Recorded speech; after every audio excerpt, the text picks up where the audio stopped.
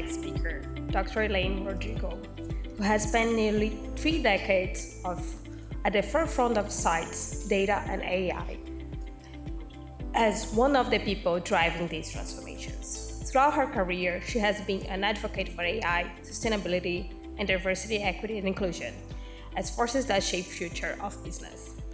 She's the Chief Insights and Analytics Officer at Reckitt, where she also serves as Gen AI Marketing Lead. In this role, she has been embedding AI and data capabilities into one of the world's leading consumer health companies, turning insights into strategic engine for growth. Her career spans some of the most respected consumer goods companies in the world, including Mondelez International, where she led consumer insights across Asia Pacific, and globally, and Danone, where she served as Chief Strategy and Insights Officer based in Paris.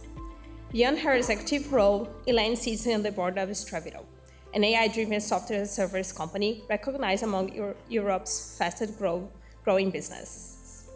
She's executive in residence at Oxford University Sage Business School, where she works with students in the Executive MBA and AI postgraduate programs. She holds a PhD in marketing from Monash University, where she's also Senior Fellow. Elaine is also a committed advocate for women in leadership, sitting on the board of Women in Research. Her personal purpose to inspire and enable every woman to be the best version of herself is reflected in how she has built her career and the communities around her. Please join me in welcoming Dr. Elaine Rodrigo. Thank you.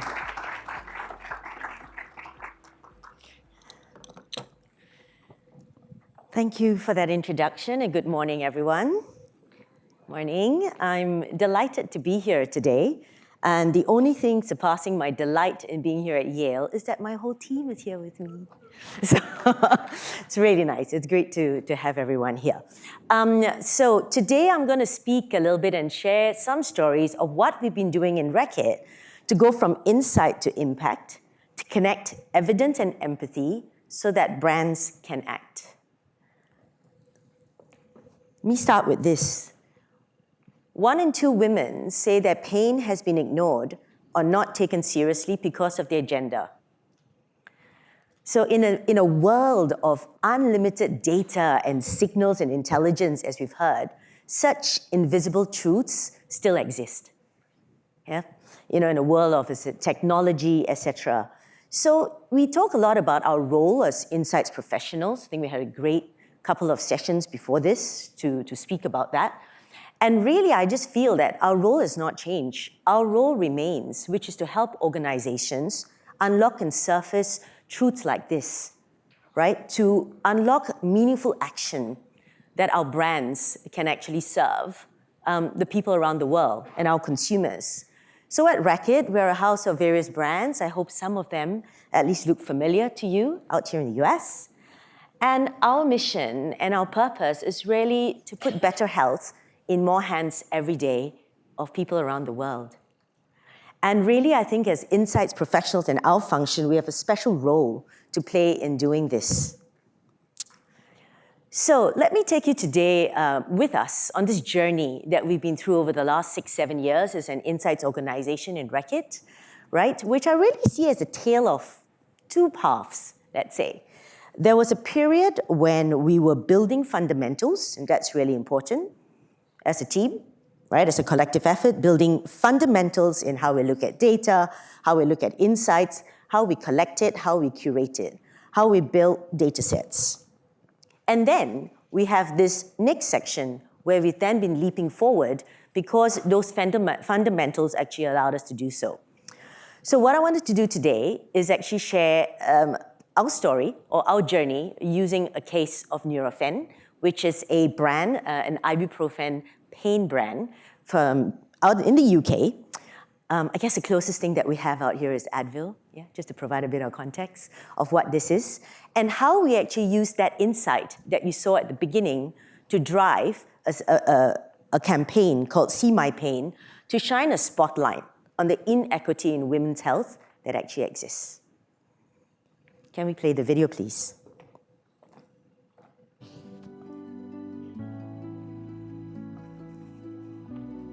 over 50 years of Volume, living please. with pain. I was told it was just wear and tear. Or maybe it's in your head. No one was listening. They just looked at me and assumed I was an overly dramatic woman. Nurofen is committed to help close the gender pain gap with new research and more training for doctors and pharmacists. See My Pain, Nurofen. So it was deep insight work that unveiled that invisible truth that was just lying there, that we hadn't noticed for many years. At the same time, we also looked at other pieces of research, scientific data and evidence that show that actually 1 in 6 women suffer from severe pain every day. But scientific evidence showed us that there's actually a biological reason that women feel pain more than men due to different reasons, neurological, hormonal, socioeconomic, and actually suffer from more types of pain than men as well.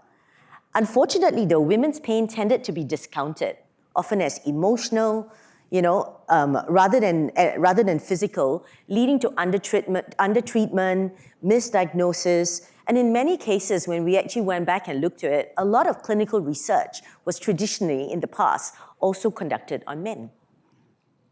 So what did we do?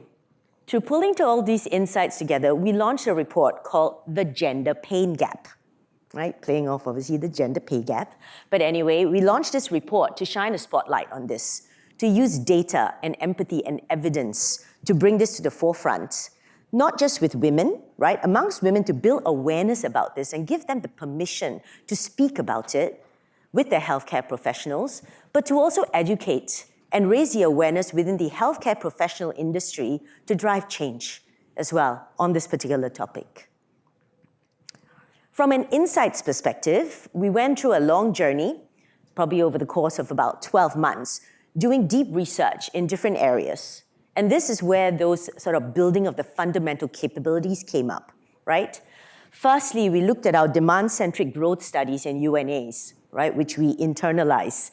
And this pointed at gaps in pain incidence and treatment amongst men and women. So we looked into that data. It was a capability we've built internally. We now have this capability to do our own segmentation and consumer frameworks across 15 categories, multiple markets. We've created a database of in excess of 1 billion consumer data points. And when I start speaking about where we are today, you'll see why that starts becoming important. Yeah? But looking into that, diving into that data showed us some insights and gaps. Next, the digital signals that Maharaj and Stan spoke to before this explored existing conversations. We could actually see how people spoke about it in their words, right?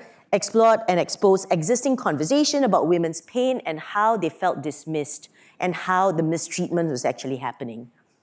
Thirdly, behavior change was a capability as well that we've been building as an organization around how to use that so that our brands can act and drive change. We looked at fuels and frictions, motivations and barriers, and uncovered barriers and enablers for better outcomes, not just with women, but amongst the healthcare professionals as well, to try to understand how we could drive change in that area. And finally, the healthcare professional community, expert interviews, understanding provided rich insights into how we could actually drive behavior change amongst the healthcare professional groups and communities. So bringing this all together was a huge task. It's a great job by the team. And really we realized the need to shift mindsets, behaviors, and also societal norms, right? For mindset, from a lack of awareness and knowledge on gender pain, differences and biases, to a gender pain gap that's acknowledged by society and actually acted upon. For behavior, from a lack of appropriate conversation between the healthcare professional and the patient to diagnose and treat pain, to a clear pathway to receiving diagnosis to women's different types of pains. And societal norms, from these systemic issues and biases, preventing women from getting their pains diagnosed and the treatment, to everyone in an equitable way receiving timely and appropriate pain treatment.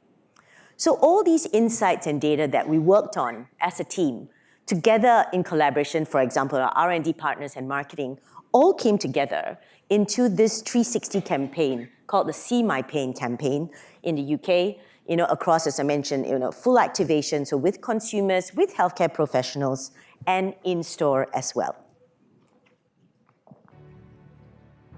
So play the video, please. Experience more recurrent gender pain gap, lasting pain, and higher overall levels of chronic pain than women.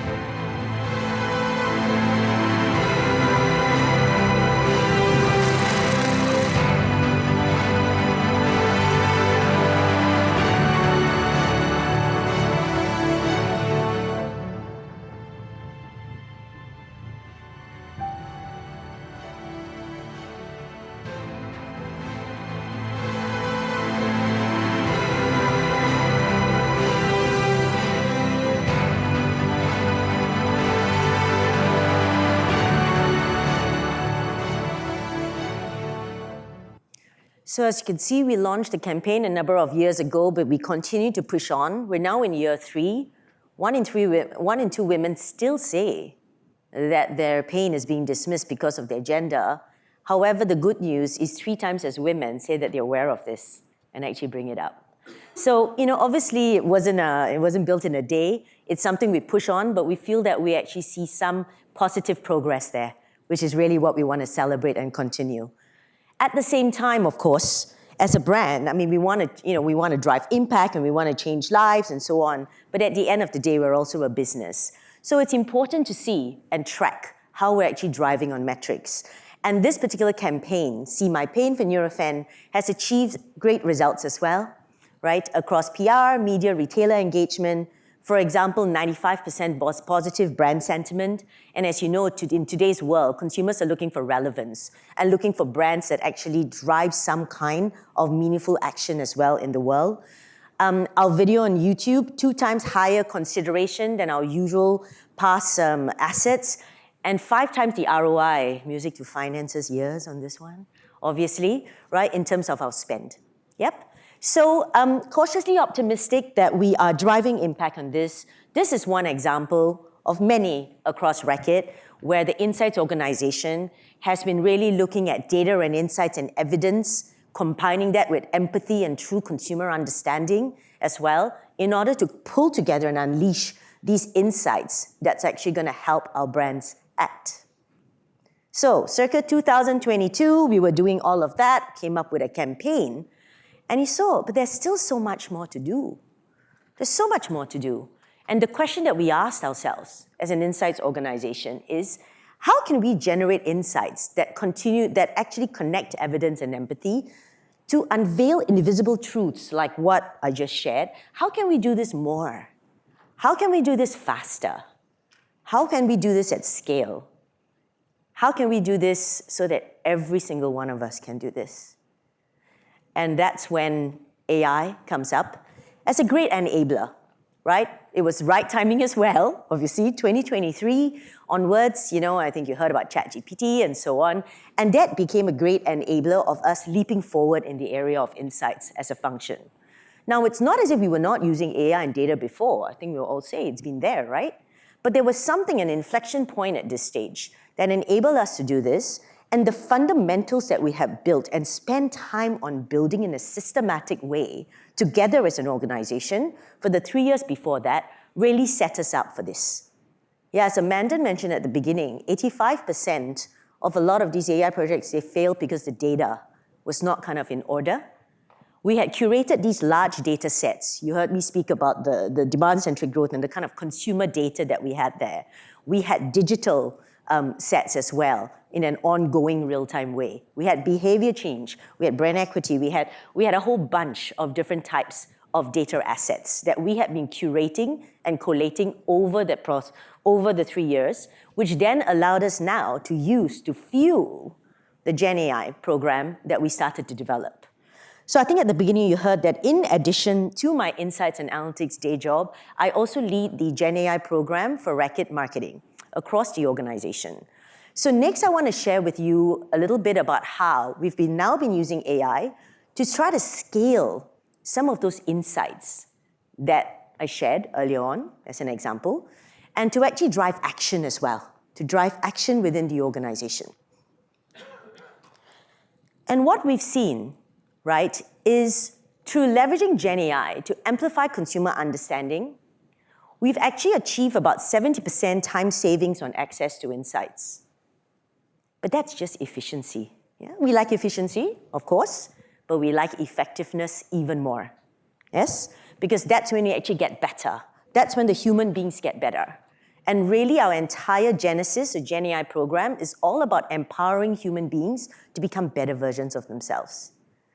We want our marketers to be better at doing what they do. We want to free up their time. We want to put solutions in their hands. But really, at the end of the day, for me, the critical thing on this page is now we're getting 2 times better quality ideas from some of our Gen AI solutions.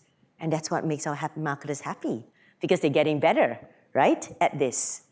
The other thing as well, 70% time savings on insights, okay, what's more important? 100% of ideas that will actually emerge in future from Reckitt, as long as we use this system, will start from insight. Yeah? It's only taken me, I've been like 30 years, almost 30 years in this industry. I've been trying to get marketers to start from insight. Finally, I'm going to get my wish. And AI is going to help me, and that's what I tell my boss. I'm like, I tell the marketers, I've been trying to get you all to do this for years, and now you will, because you'll see. There's no other way for the system to work unless you start from insight. We've embedded the solutions with 1,200 over marketers in 11 months. So I traveled a lot last year around the world together with my colleagues and my team. My team's on the ground, starting with my US-based team, where we launched in February last year. But we went on a huge roadshow around the world. We've taken our solutions across all of North America, Europe, and certain countries in emerging markets as well. And the whole idea was to get it into the hands of people, because if people do not use these solutions, if marketers do not use these solutions, then what's the point, right? Which takes me to the third E that we usually track: efficiency, effectiveness, and engagement, right? So adoption. How often do people actually use these solutions? So what did we build? What did we actually build? We built 2 solutions. Actually, we've built 12 solutions, but I'm going to share the 2 today.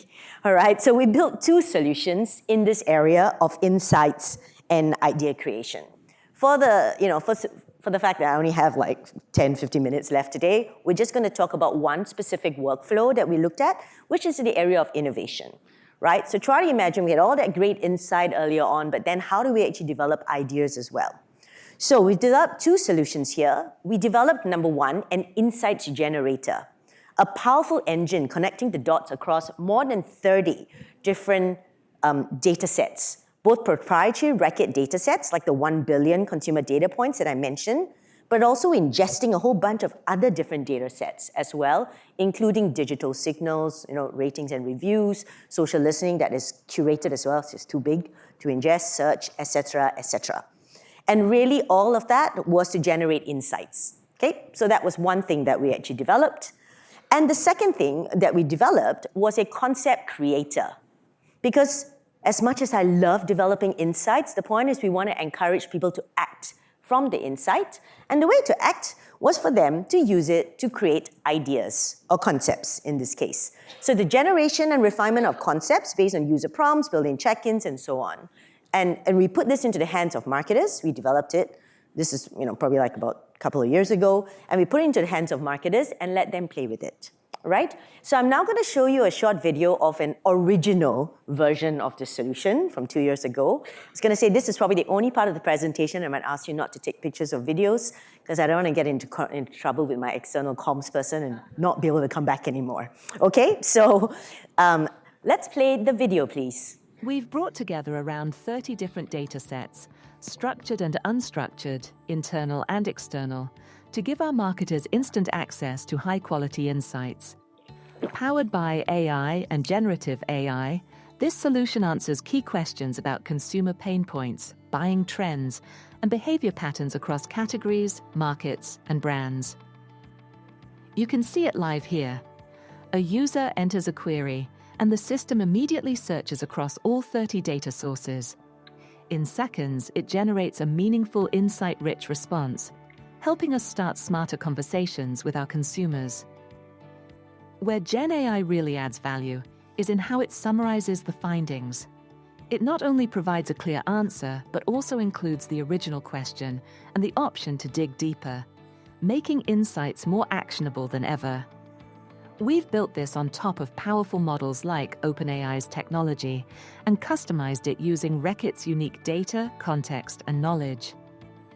Each insight comes with document references to ensure transparency and credibility, all presented in a format aligned with how our teams work.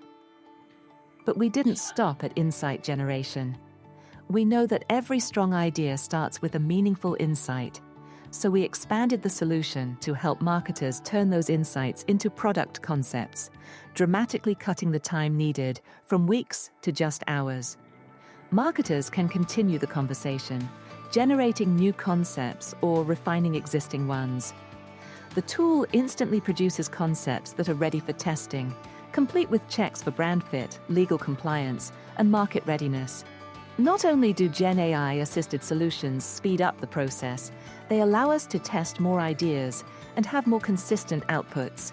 And the results speak for themselves.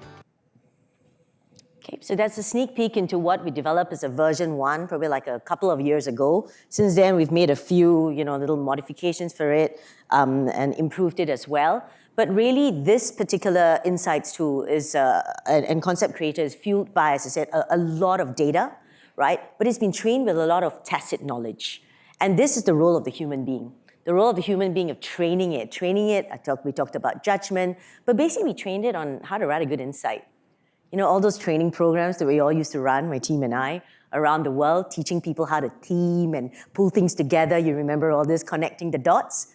We use that to train this solution. And we're actually seeing, well, not us, but the point is that senior marketers are saying, the insights are actually getting better now. Yep, so that's what we did first. So try to imagine you've developed an insight, they've come up with some ideas, all right? Then what we did next is we continued to partner and co-create solutions as well. Some of our partners are like, Elaine, now that you're building everything yourself, will we still need to partner? Of course, right? Apart from the fact that, we're using everything that we have internally and proprietary, right? It's proprietary to develop those ideas. But the last thing on earth I want is a giant echo chamber of checking our own homework as well with our own data. So for that reason, we need our partners. We need to go outside, to hear from the outside, but to also to keep our pulse on that empathy, on what people are speaking about, and to remain objective.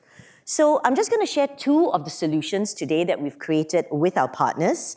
One of them is in the area of concept optimization. So try to imagine now, marketers have come up with the concept and they're like, oh, this is feeling good, but is it really working with consumers? And in this stage, you're able to put it through this particular solution that we've developed, and actually refine ideas with real-time consumer signals and language. And then after that, when they've done that and they go back again and they play around with the concept, they're able to actually drop it into an AI screener on synthetic data that we've co-developed with NIQ. Basically, you drop it in, go grab a coffee, come back in 4 minutes, and you've got your results. So let's see a little bit about what these solutions look like.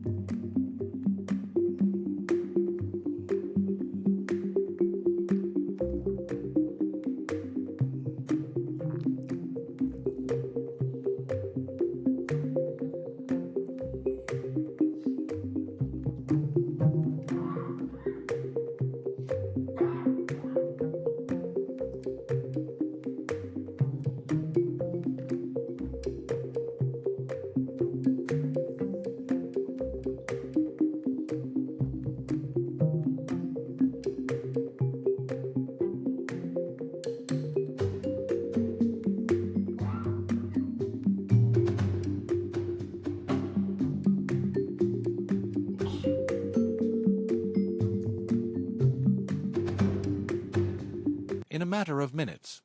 To build the synthetic panel, we leveraged the data from NIQ's household panels. Then, used a large language model to create dynamic consumer profiles that reflect real purchase behavior in your category. These profiles simulate real consumers evaluating your ideas, with metrics that are compared against Base's database. Let's see the AI Screener in action. Simply drag and drop your ideas into the AI Screener platform and see the magic happen. The synthetic panel will be formed and your concepts and ideas will be evaluated. As results are ready, the matrix will be populated. By clicking on each idea, you can explore the insights, drivers, and barriers of interest and differentiation, as well as helpful recommendations on how to take your ideas to the next level.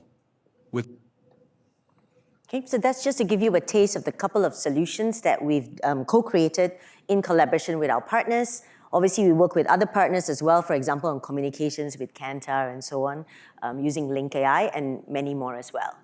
But this process that I just explained with the four, right, the two internal solutions, so the insights generator, the concept creator, now the concept optimizer, and this very early concept validation, we're now able to take a process that used to take 12 weeks down to 6 hours. Yep.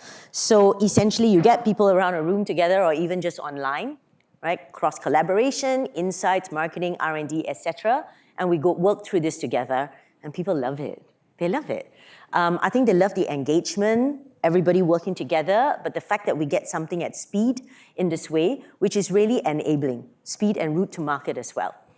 Yep. So that's just, and if I take it back to our Nurofen See My Pain example, and we go back to Nurofen again, applying that same methodology, so we've rolled it out to different brands, but if we look at Nurofen, what do we see? We have 4 times faster concept generation versus traditional concept writing that we did in the past, and people seem to have more fun doing it as well. Yes. We have a 24% higher pass rate versus non-AI enabled concepts in the past. So what we do is we measure, we look at how these concepts, AI enabled or AI empowered concepts, actually perform versus the previous 2 years of concepts where there was no AI, and that's how we actually measure it. But what's really interesting is the quality. 100% of these concepts are actually testing in this green superstar kind of area within that initial screening results. You know, when we first started, and when we first started on this AI journey as an organization, as a function, like my team thought I was joking when I said that one day 100% of our concepts are going to test green the first time. Okay, they thought I was joking, but I may have also created a small kind of freak out at that station. Like, Elaine, we're like 15, 20% now. I'm like, if you think about it, if this is actually going to work, we're going to get at 100% because we're going to get more intelligent over time. And we see how our AI capabilities fast track the development of insights, like what I mentioned at the beginning, right?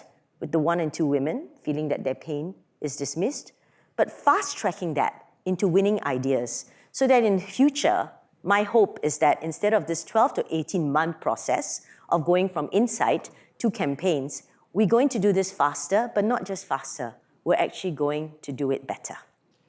So I conclude now. I mean, we've got a few minutes left after this for some questions. I hope you enjoyed hearing about our journey to impact, how we spent a few years building those fundamentals, and that was very important, right? Not just fundamentals, but the systematic building of those capabilities and the talent within the organization as well as the knowledge, which we could then use the data, but the tacit knowledge of the people within the organization to leap forward over the last few years as we embarked on this AI journey. So in conclusion, I'm going to say, yes, data is great and AI is great, but it's not just about data and AI. At the end of the day, I think our role as insights professionals remain the same, which is all about trying to unlock and find that invisible truth that's actually going to drive brands to act, to drive some kind of meaningful action. How are we going to actually maybe use the data and AI to connect the dots, right? To bring evidence and empathy together is the great enabler at the moment. And I think it's amazing because it's going to allow us to actually drive greater change in the world. Thank you.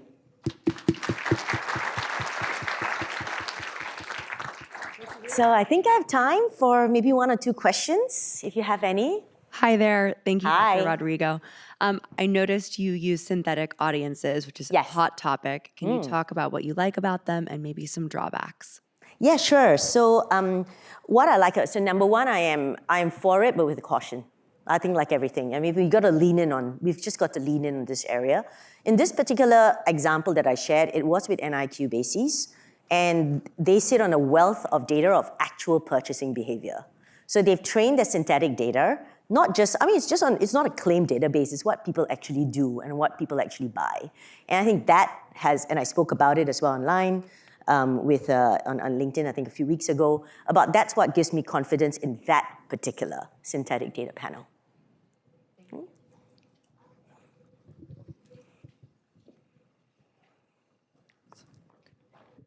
Thank you. How do you lead a culture of adopting these tools, especially if anyone tried the early versions, didn't get the expectations they wanted? In a matrixed organization, you could build all these solutions, and then the adoption part is one of the slowest features of it. So how did you get all the marketers across all the brands to use these brilliantly? And driving early solutions that don't have adoption, maybe we know a little bit about that, no, team? Like living that as well. Today I showed the good one, the one with the 80 to 100% adoption. Good news is it's on Insights. But yeah, sometimes you get things that don't work as well. I think there are a few things. One is people always ask me, how do you get high levels of engagement and adoption? Rolling it out, embedding it, I would say in the good countries where it's doing well, we're getting about 80% adoption, which to me is kind of what we're aiming for. What we mean is basic usage at least once a month of a particular solution by the individuals who it has been launched to, right? I think it's firstly, the way we've gotten adoption is how we started. When we started this journey, we didn't just say, let's go make some cool tools. We actually did, apart from looking at the use cases and where we should start and where we have competitive advantage, we actually surveyed. We did a survey amongst our marketers to try to map out their activities. It's like, what do you actually do? And how much time do you spend? So we mapped out hundreds of activities across global marketing, in-market brand marketing, expert functions like INA or media, etc. So we had this entire grid and we knew exactly what people were doing and how much time they spent.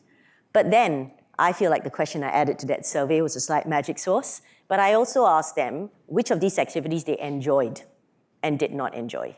Because the last thing on earth you want to do is create solutions to take away the things people actually like doing, right? So we created solutions where there was some form of automation around some grunt work, but actually, we also looked at where we could augment people. So that word has come up a lot today. And I was like, that's the word we're using as well. Augmentation. And that's, we've realized where human beings really latch onto it. When the AI helps them become better, you don't have to sell it too hard, really. Like people know. People know when all of a sudden they have 100% concept, success rate versus what they used to get. Yep, so I hope that answers your question. Let's tackle the second part, which I should answer, and I think I'm done with time, is when it's hard. I think the point is to get the feedback early. So when we launch it, we say, today's day one, this is the best version of this tool, the least good version of this tool. It's just going to get more intelligent.